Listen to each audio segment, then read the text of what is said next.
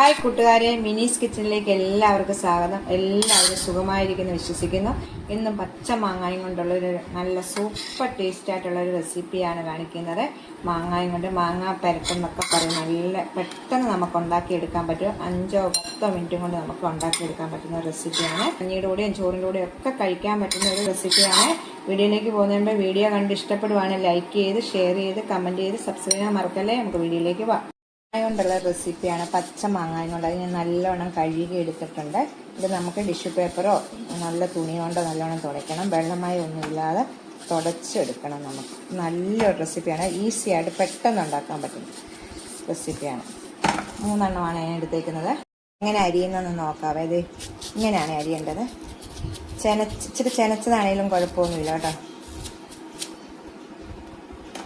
ഇതുപോലെ എടുത്തിട്ട്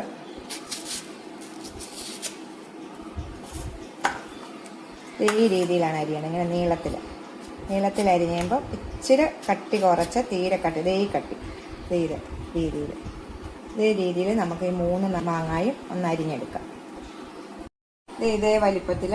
ഇതിനകത്ത് ചെനച്ച മാങ്ങയുണ്ട്, പച്ചമാങ്ങയുണ്ട്, ഏതാണെങ്കിലും കുഴപ്പമൊന്നുമില്ല കേട്ടോ.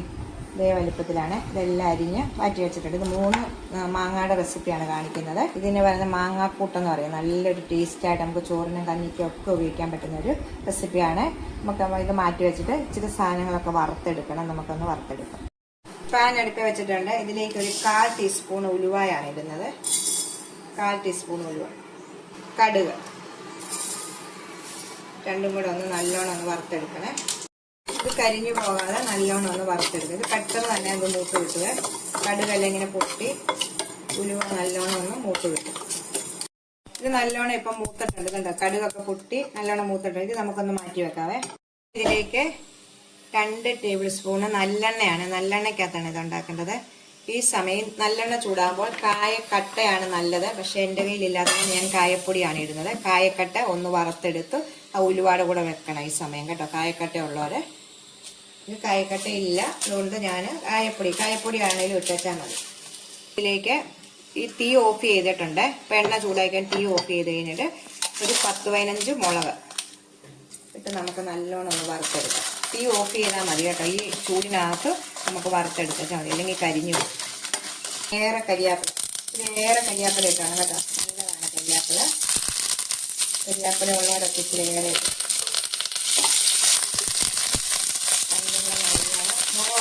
നല്ല കറുപ്പ നിറം പോലെ ആകുന്ന കരിഞ്ഞു പോകാതെ ആകുന്ന വരെ നല്ലോണം മൂപ്പിച്ചെടുക്കും. അതെ, എണ്ണയുടെ ചൂടിനകത്ത് കിടന്ന് നല്ലോണം ഇത് മൂത്ത് വന്നിട്ടുണ്ട്. ഇത് നമുക്കിന്ന് മാറ്റി വെക്കാം. ഈ കരിയാപ്പിലയും ഈ മുളകും ഉലുവായും കടുവും എല്ലാം കൂടെ നമുക്ക് പൊടിച്ചെടുക്കേണ്ടതാണ്.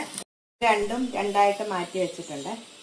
എണ്ണയിലേക്ക് തന്നെ ഇച്ചിരി കരിയാപ്പിലൊക്കെ ഇതിനകത്ത് കിടന്നാലും കുഴപ്പമൊന്നുമില്ല കേട്ടോ. ഇച്ചിരി നല്ലെണ്ണയും കൂടെ 1 ടേബിൾ സ്പൂൺ നല്ലെണ്ണയും കൂടെ ഒഴിക്കണം. എന്നിട്ട് നമ്മൾ അരിഞ്ഞു വെച്ചിരിക്കുന്ന മാങ്ങ ഈ എണ്ണയ്ക്കകത്തൊന്ന് വാട്ടിയെടുക്കണം. ഇത് തീർച്ചയായിട്ടും ഇങ്ങനെ ചെയ്യണം കേട്ടോ. ഇത് ചെയ്തെങ്കിൽ മാത്രമേ ഇതിൻ്റെ ടേസ്റ്റ് കിടത്തുള്ളൂ.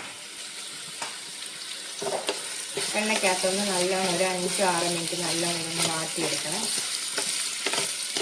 ഒരു 5 മിനിറ്റോളം ഒന്ന് എണ്ണയ്ക്കകത്ത് നല്ലോണം ഒന്ന് വാട്ടിയെടുത്തു. ഈ സമയം നമ്മൾ തീ കുറച്ച് വെച്ചിട്ട് ഒരു 1/4 ടീസ്പൂൺ മഞ്ഞൾപ്പൊടി, ഈ മാങ്ങയ്ക്ക് ആവശ്യമായ ഉപ്പ് ഞാനിപ്പോൾ ഒരു 1/2 ടീസ്പൂൺ ഇട്ടിട്ടുണ്ട്. പിന്നെ നമുക്ക് നോക്കിയിട്ടിടാം.